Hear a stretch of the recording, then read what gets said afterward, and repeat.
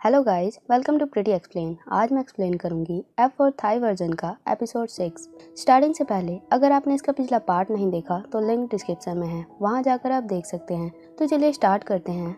अब तक हमने देखा थाइम अनाउंस कर देता है कि गोरिया उसकी गर्लफ्रेंड है, कोई भी अब उससे पंगा नहीं ले सकता। इसी बात पर दोनों फाइटिंग करने लगते हैं और अब रैन भी थाईलैंड आ चुका है। वो दोनों को देखकर कहता है, तुम दोनों अब तक पहले की तरह हो, हमेशा लड़ते रहते हो।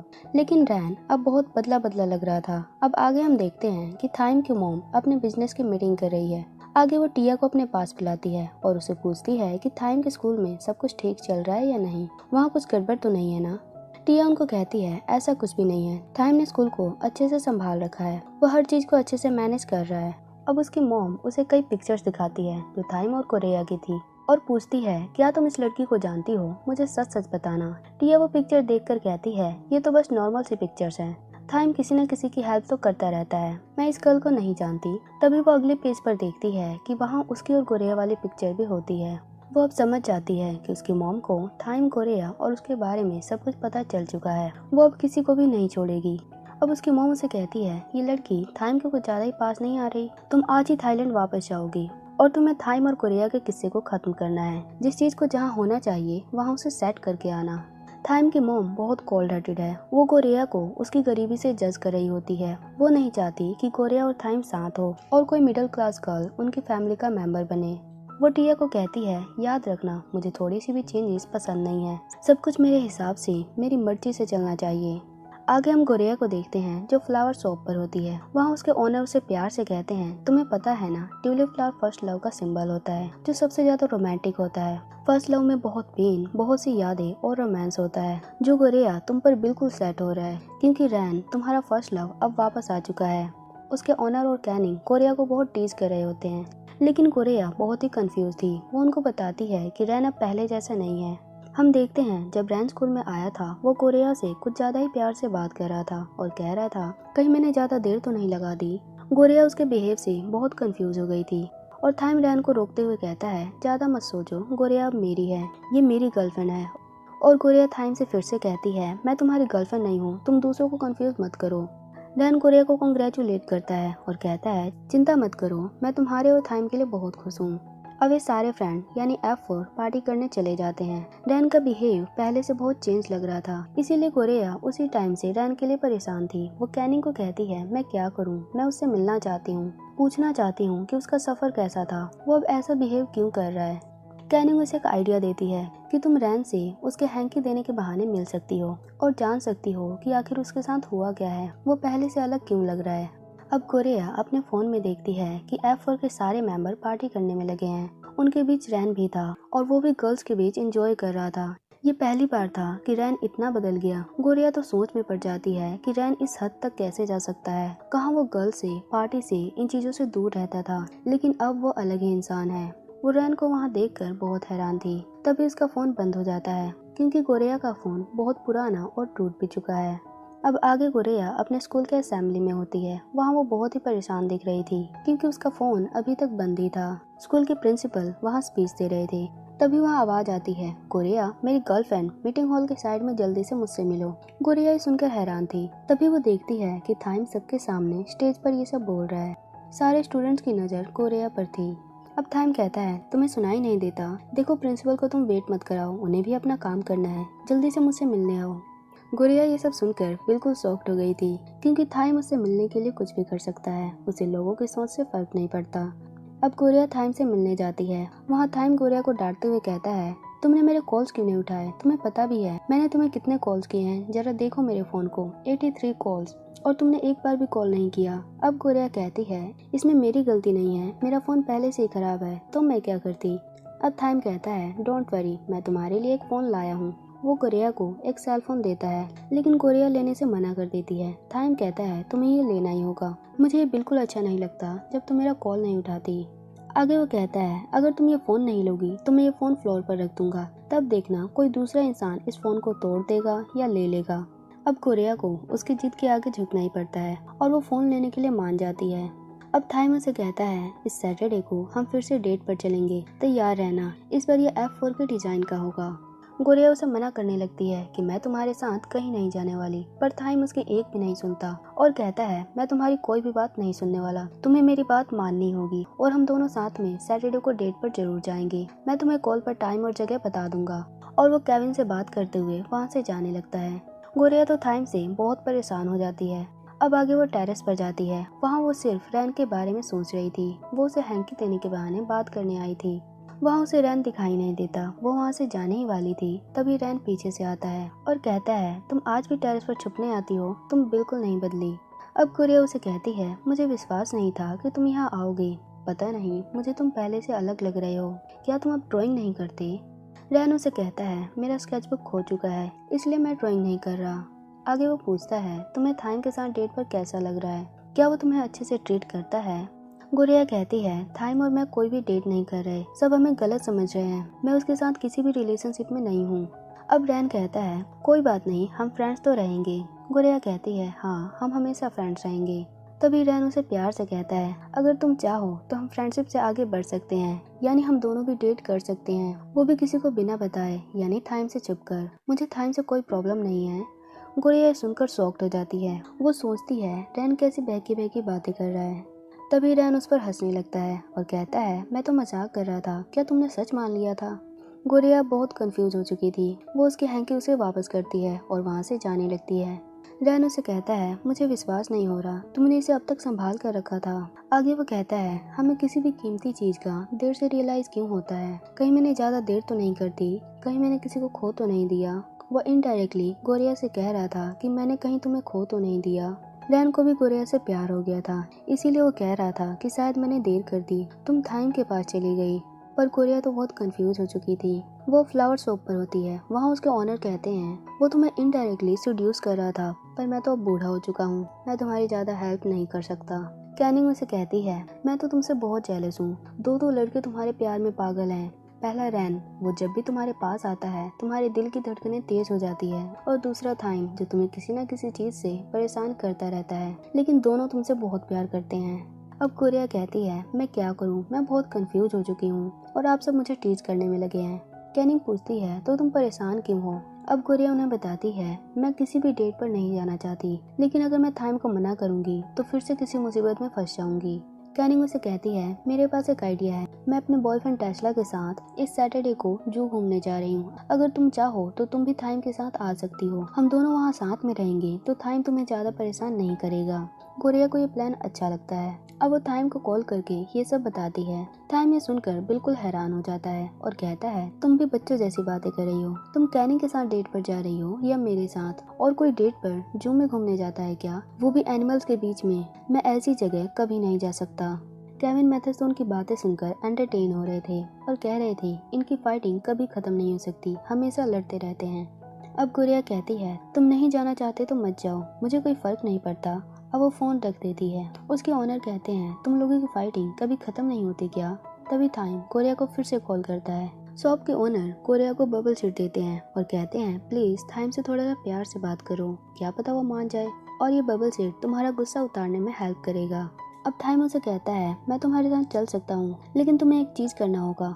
गुड़िया पूछती है क्या? थाइम कहता है मैं जो बोलूंगा वो रिपीट करना और मुझसे प्यार से रिक्वेस्ट करो, तभी मैं तुम्हारे साथ चलूंगा।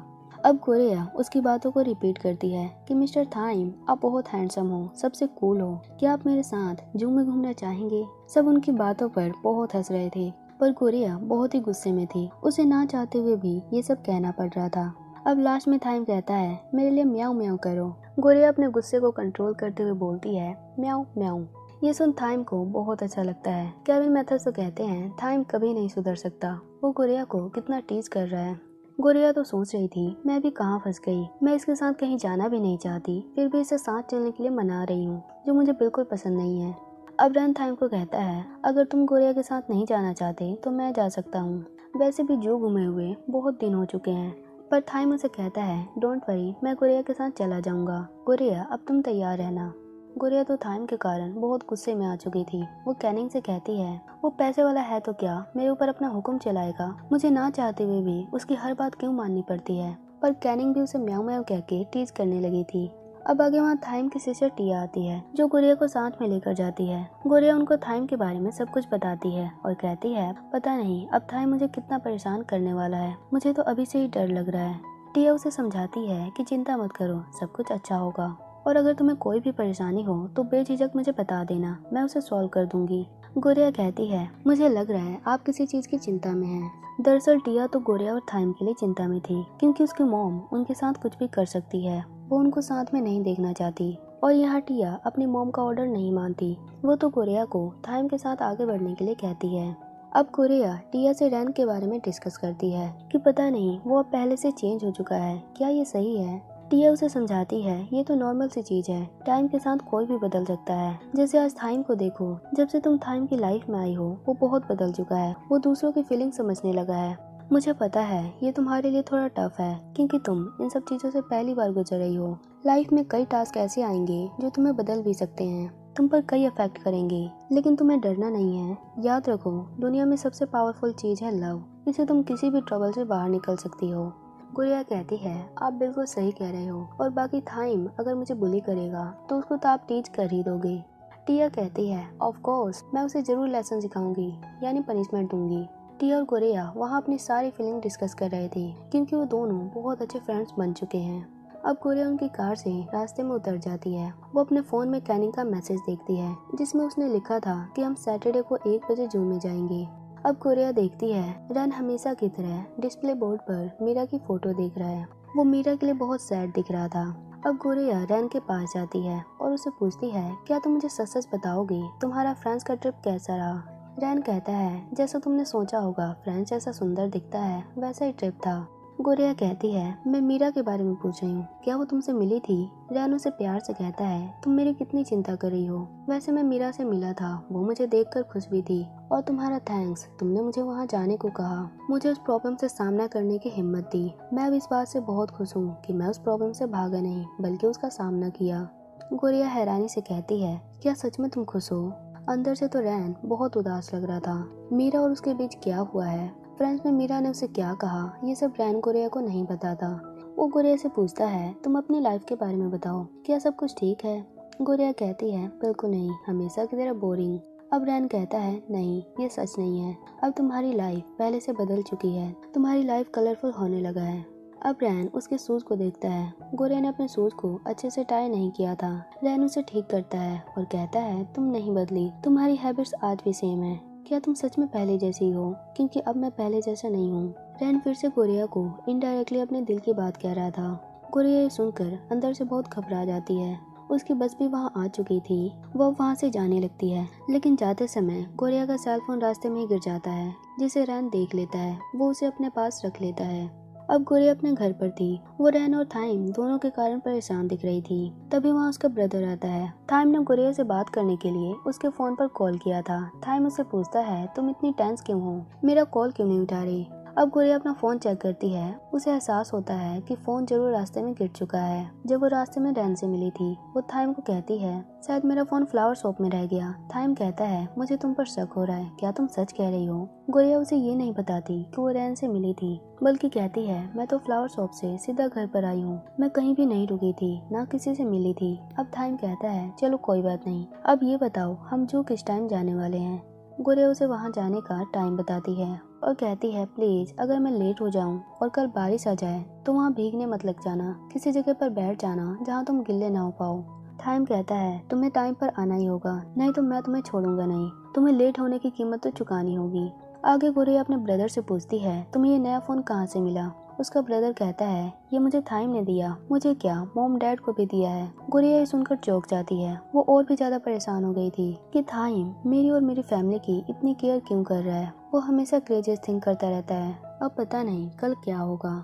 आगे हम रैन को देखते हैं जो पेंटिंग कर रहा होता है, लेकिन वो बहुत ही उदास है और किसी चीज से बहुत परेशान होता है। तभी वहाँ थाइम आता है, वो जू में गुड़िया के साथ जाने के लिए बहुत ही एक्साइटेड था। वो रैन से पूछता है मुझे बताओ एक नॉर्मल इंसान कैसे कपड़े पहनता है, मुझे कौन सी ड्रेस पहननी चाहिए, ये ग्रीन वाली या व्हाइट वाली। थाइम ड्रेस के लिए बहुत ही कंफ्यूज था, वो कभी विंटर के तो कभी समर के कपड़े चूज कर रहा था। रैन उस पर हंसने लगता है और कहता है तुम सच में बहुत ही एक्साइटेड हो, गुड़िया के लिए कितने सीरियस हो।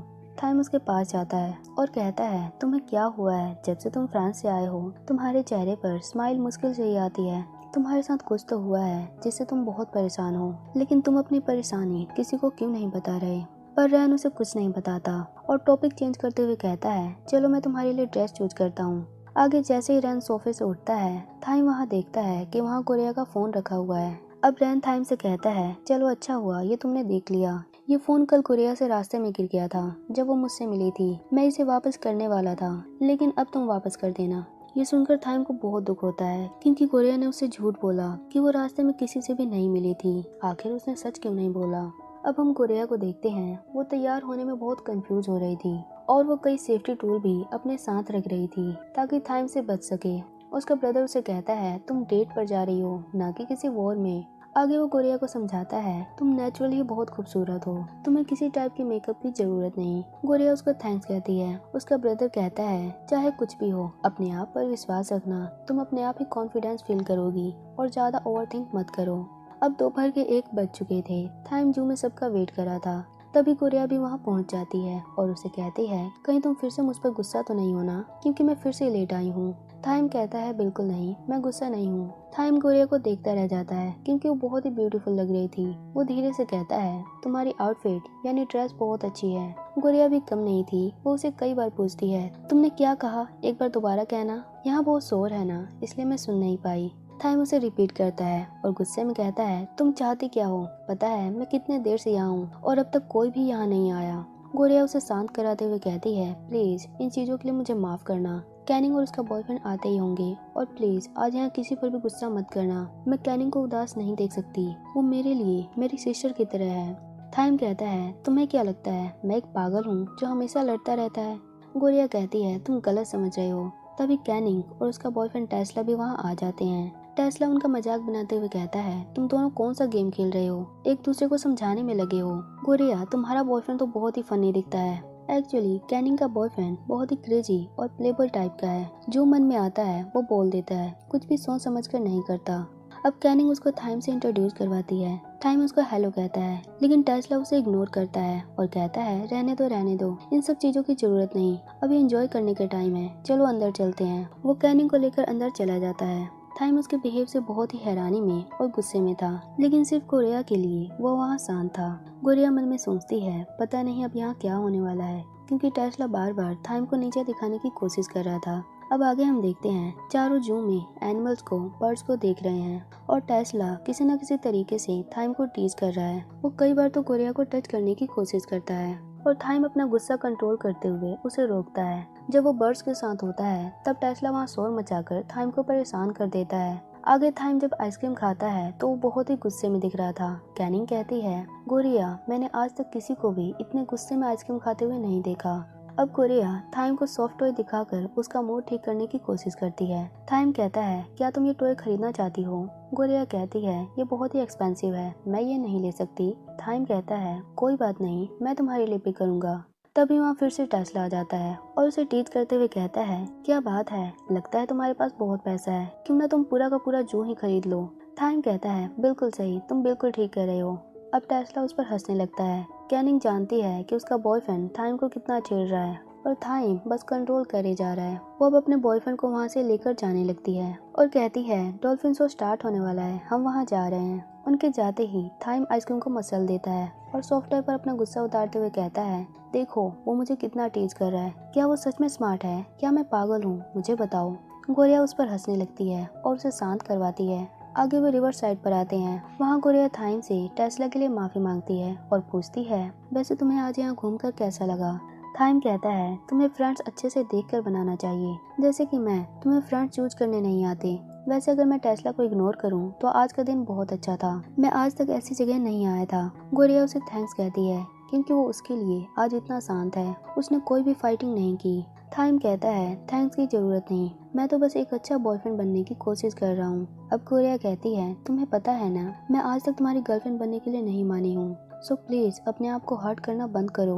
टाइम कहता है, मुझे पता है अभी तुम्हारे दिल में मेरे लिए कुछ भी नहीं है, लेकिन मुझे विश्वास है कि एक दिन तुम्हारे दिल में मेरे लिए फीलिंग्स जरूर पैदा होगी और उस दिन मैं तुमसे पूछूंगा कि क्या तुम मुझसे प्यार करती हो, लेकिन अभी नहीं। इसलिए तब तक मैं कोशिश करता रहूंगा और तुम अभी जल्दबाजी में कोई भी डिसीजन मत करना। मैं तुम्हारे जवाब का वेट करूंगा। अब थाइम और कोरिया साथ में सेल्फी लेते हैं। वे दोनों उस समय बहुत खुश थे। थाइम बार बार अपने कपड़ों की खुद ही तारीफ कर रहा था और कहता है, रैन ने सचमुच मेरे लिए बहुत ही अच्छी ड्रेस चूज की है, उसकी चॉइस बहुत अच्छी है। ये सुनकर कोरिया को रैन की याद आने लगती है। अब थाइम कोरिया को उसका फोन लौटाने ही वाला था। जैसे वो कहता है, कोरिया तुम्हारा फोन। तभी कोरिया कहती है, अरे मुझे माफ करना, वो फोन जरूर बस में रह गई होगी। थाइम कहता है, क्या सच में? कहीं तुम किसी से मिली तो नहीं थी ना? कोरिया उसे झूठ बोल देती है कि मैं तो शॉप से सीधा घर पर गई थी, मैं कहीं भी नहीं रुकी थी, और वैसे मेरे लिए दोबारा फोन मत खरीदना, मैं तुम्हें डिस्टर्ब करना नहीं चाहती। ये सब सुनकर तो थाइम का दिल टूट जाता है। वो मन में सोचता है, कोरिया इतना झूठ कैसे बोल सकती है, वो रैन के बारे में क्यों नहीं बता रही। अब वो रेस्टरूम जाने लगता है। वो बस कोरिया के बारे में सोच रहा होता है। रास्ते में टेस्ला अपने फ्रेंड से बात कर रहा था कि कैनिंग तो बहुत भोली भाली और पागल लड़की है, वो मेरे टाइप की नहीं है, मैं उसे कुछ दिनों में ब्रेकअप करने ही वाला हूँ। और एक लड़की है जो बहुत ही हॉट है, वो उसकी फ्रेंड कोरिया है। काश मैंने उसे पहले देखा होता, सच में वो बहुत क्यूट है। थाम ये सब बातें वहाँ सुन लेता है। वो बहुत ही गुस्से में था। अब टेस्ला फिर से उसे गुस्सा दिलाते हुए कहता है, चलो एक डील करते हैं, क्या मैं कोरिया को यूज कर सकता हूँ? वैसे भी मुझे नहीं लगता तुम उससे प्यार करते हो, तुम जरूर मेरी तरह ही हो जो इन चीजों से खेलता रहता है। वैसे क्या अब मैं कोरिया का बॉयफ्रेंड बन जाऊँ? ये सुनकर तो थाइम का गुस्सा 7वें आसमान पर था। वो अब टेस्ला को नहीं छोड़ता और उससे फाइटिंग करने लगता है। फाइटिंग की आवाज सुनकर कोरिया वहाँ जल्दी से जाती है। थाइम टेस्ला को कहता है, तुमने कोरिया के बारे में ये सब कहने की हिम्मत कैसे की? कोरिया सिर्फ मेरी है। अब वहाँ कैनिंग और कोरिया पहुंच चुके थे। वो दोनों को फाइटिंग करने से रोकते हैं और कैनिंग टेस्ला को संभालती है। अब थाइम कोरिया को रिवर साइड पर लाता है और उसे टेस्ला की हरकतों के बारे में बताता है, लेकिन कोरिया उल्टा थाइम पर ही चिल्लाने लगती है कि तुम थोड़ी देर भी शांत नहीं रह सकती। टेस्ला तो कुछ भी बोलता रहता है, उसकी तो आदत है दूसरों का मजाक बनाने का, लेकिन तुम भी अपने आप को कंट्रोल नहीं कर सकते। थाइम कहता है, तुम्हें क्या लगता है मैं उसकी बातों को सुनता रहता? तुम्हें पता भी है वो किस तरह का इंसान है? अब कोरिया कहती है, मैंने सोचा था कि तुम बदल गए हो, लेकिन तुम अभी भी वही थाइम हो जो हमेशा दूसरों को टॉर्चर करता है, दूसरों को अपना गुलाम समझता है। लेकिन मैं गलत समझती थी, कुछ भी नहीं बदला। मैं ऐसे इंसान से बहुत नफरत करती हूँ जो कुछ भी सॉल्व करने के लिए वायलेंस करने लगते हैं, फाइटिंग करने लगते हैं। कोरिया थाइम को संभालने की जगह उसे बहुत डांटती है, उसे बुरा भला बोलती है, जिससे थाइम को बहुत दुख होता है। वो अब कुछ नहीं बोलता और चुपचाप गुस्से में वहाँ से चला जाता है। कोरिया तो थाइम और कैनिंग दोनों के लिए दुखी थी, क्योंकि थाइम अब उससे गुस्सा हो गया और कैनिंग का तो पता नहीं वो अब थाइम के कारण कितना दुखी होगी। अब हम रैन को देखते हैं, जिसके पास कोरियर से किसी ने कुछ भेजा है। वो उसे देख रहा होता है। अब हम कोरिया को देखते हैं जो थाइम के लिए कैनिंग से माफी मांगती है, क्योंकि अब टेस्ला ने कैनिंग से ब्रेकअप कर लिया है। टेस्ला का तो कैनिंग से ब्रेकअप का पहले से ही प्लान था, लेकिन अब सब थाइम को इसका जिम्मेदार समझ रहे हैं। कैनिंग कोरिया से कहती है, कोई बात नहीं, इससे तुम क्यों दुखी हो, ये सब तो थाइम के कारण हुआ है, चिंता मत करो, मैं थोड़े दिनों में ठीक हो जाऊंगी। कैनिंग ब्रेकअप के कारण बहुत ही दुखी थी और कोरिया भी कैनिंग के लिए बहुत सैड थी। कोरिया की बातें सुनकर उसका ब्रदर पूछता है, क्या सच में थाइम ऐसा है, वो इतना बुरा है? लेकिन कोरिया कोई जवाब नहीं देती। वो सॉफ्टवेयर को थाइम समझकर बार बार पुश करने लगती है, जिससे उस टॉय का पिन उसके हाथ में लग जाता है और उसे हल्की सी चोट लग जाती है। उधर थाइम कोरिया के कारण बहुत ही गुस्से में था। वो गुस्से में वहाँ की चेयर्स को फेंक रहा होता है। ऊपर वाले रूम से टिया थाइम को देख रही होती है। वो उसके लिए थोड़ी दुखी दिख रही थी। केविन मैथर्स थाइम को संभालने की कोशिश करते हैं और पूछते हैं, तुम कोरिया को मनाने कब जा रहे हो? थाइम कहता है, तुम्हें पता है वो कभी मेरी बात नहीं सुनती, मैंने उसे कितना समझाया, कोई बात नहीं, वो क्या सोचती है सिर्फ वही गुस्सा कर सकती है, मैं भी अब उससे बात नहीं करूँगा, उसे खुद मुझसे माफी मांगनी होगी। तभी केविन थाइम को पीछे से पुश करता है और उसे पानी में गिरा देता है। केविन मैथर्स दोनों उस पर बहुत हंस रहे थे। थाइम कहता है, तुमने ये क्यों किया? वे कहते हैं, तुम्हें ठंडा करने के लिए, इतने देर से बस परेशानी में ही दिख रहे हो, वैसे तुम्हें ही कोरिया को मनाना होगा। थाइम कहता है, बिल्कुल नहीं, वो मुझे मनाने आएगी, मैं उसे नहीं मनाऊंगा। अब केविन उसे समझाते हुए कहता है कि थाइम, कई बार हमें सही होने पर भी रिलेशनशिप में झुकना पड़ता है। रिश्तों में दरारें तो आती ही रहती है। प्यार में सही या गलत नहीं देखा जाता। जब हम किसी से प्यार करते हैं तो हमें उसकी सारी गलतियां भूलनी पड़ती है, चाहे तुम उससे कितना ही गुस्सा क्यों ना हो। और कभी भी किसी प्रॉब्लम का सॉल्यूशन बात करने पर, उसे फेस करने पर ही निकलता है। हर बार साइलेंस हेल्प नहीं करता। दूसरों को समझने के लिए तुम्हें उनसे बात करनी होगी। उधर रैन उस कोरियर के बॉक्स को ओपन करता है जिसमें उसका स्केचबुक होता है। उसमें किसी ने कुछ लिखा था जिसे पढ़कर रैन बहुत इमोशनल हो जाता है। उधर थाइम केविन की बात समझ जाता है। अब मैथस उसे कहता है भले ही तुम दोनों एक दूसरे से गुस्सा हो, लेकिन इसका मतलब ये नहीं है कि तुम दोनों एक दूसरे से प्यार नहीं करते। इससे पहले कि देर हो जाए जाके गुड़िया को मना लो, उससे बात करो। थाइम कहता है सच में तुम दोनों तो प्यार की स्पीच देने में मास्टर हो, मुझे तो आज पता चला। मैथस कहता है अब कभी भी गुड़िया का कॉल आए तो उसे सॉरी कहना। तभी थाइम का फोन बजने लगता है। केविन उसे कहता है जल्दी देखो गुड़िया का कॉल आ रहा है। ये सुनकर तो थाइम बहुत ही एक्साइटेड हो जाता है। वो जैसे ही अपना फोन देखता है वो केविन पर गुस्से में आ जाता है क्योंकि उसके फोन पर कॉल गुड़िया का नहीं रैन का था।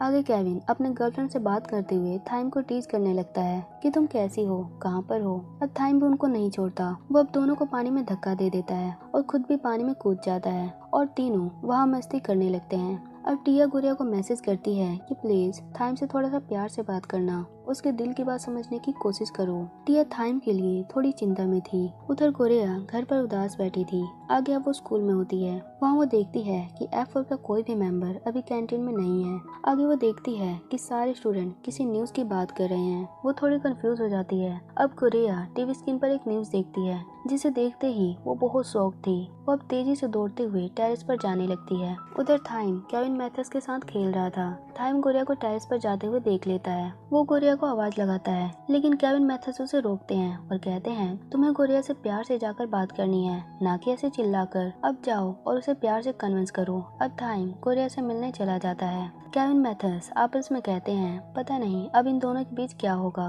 अब केविन अपना फोन चेक करता है जिसमें वो भी एक न्यूज देखता है। न्यूज ये था कि मीरा फ्रांस में किसी एक्टर को डेट कर रही है। उन दोनों को साथ में काम करते हुए एक दूसरे से प्यार हो गया। न्यूज देखकर तो केविन मैथस भी परेशान हो जाते हैं। वे अब समझ जाते हैं कि रैन फ्रांस से आने के बाद इतना बदला सा क्यों है। वे उसे कॉल करते हैं लेकिन उसका फोन बंद था। अब हम गुड़िया को देखते हैं। वो रैन के पास जाती है। रैन की आंखें रोने के कारण काफी सूज गई थी। वो बहुत ही सैड था। अब गुड़िया उसे माफी मांगते हुए कहती है मैंने बहुत बड़ी गलती कर दी, तुम ये सब पहले से जानते थे, मुझे तुम्हें फ्रांस जाने के लिए नहीं कहना चाहिए था। रैन कहता है नहीं तुमने सही किया, ये सब तो एक ना एक दिन पता लगना ही था। गुड़िया कहती है लेकिन मीरा ने तुम्हें रिजेक्ट कर दिया। रैन कहता है नहीं, पता है तुम्हारे कारण मुझे पता चला कि मीरा मेरे बारे में क्या सोचती है, कैसा फील करती है। हम दोनों ने वहाँ बहुत सी बातें की, अपने दिल की बातें एक दूसरे से शेयर की। सच में वो पल मेरे लिए बहुत खास था। मैं उस समय बहुत खुश था लेकिन धीरे धीरे मुझे रियलाइज हुआ कि वो मुझसे कितनी अलग है। हम दोनों की दुनिया एक जैसी नहीं है।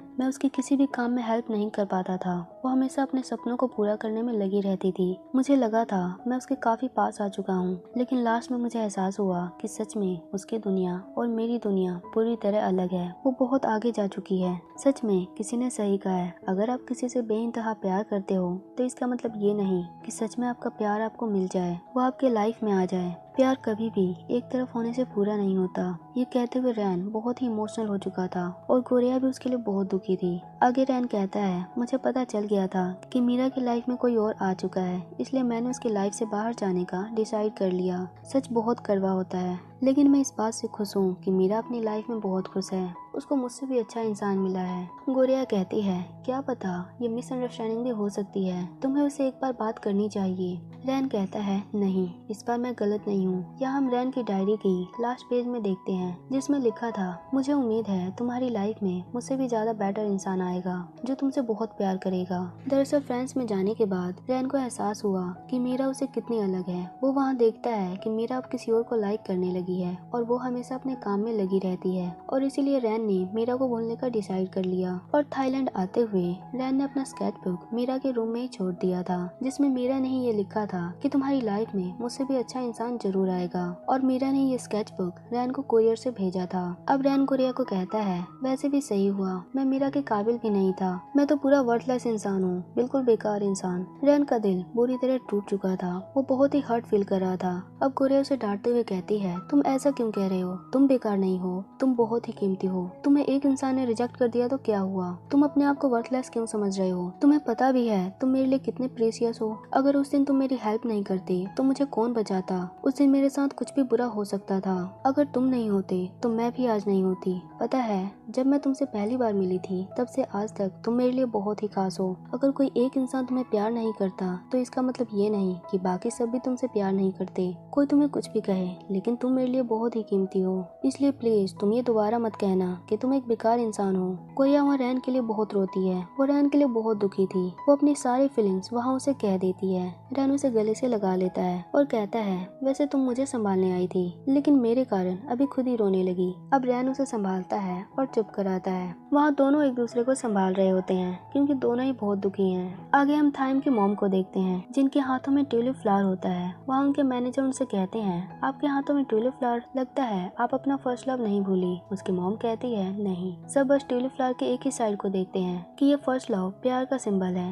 लेकिन तुम्हें ट्यूलिप का दूसरा साइड पता है? अगर प्यार पूरा ना हो, दिल टूट जाए तो क्या होता है? तो ये जेलसी में, नफरत में और भी डेंजरस बन जाता है। ये प्यार के जुनून में कुछ भी करवा सकता है। एक रात में सब कुछ बदल जाता है और इसीलिए चेंजेस मुझे बिल्कुल पसंद नहीं है। थाइम की मॉम अब कोरिया और थाइम पर कड़ी नजर रख रही थी। उनके पास उनकी पल पल की खबर थी और वो चाहती है इससे पहले कि थाइम कोरिया के प्यार में बहुत आगे चला जाए, वो थाइम को रोक ले, कोरिया को उससे दूर कर दे, क्योंकि प्यार कुछ भी करवा सकता है। उधर हम थाइम को देखते हैं जो टेरेस पर होता है। वो रैन और कोरिया को साथ में देख लेता है। वो बहुत ही जेलस और गुस्से में दिख रहा था।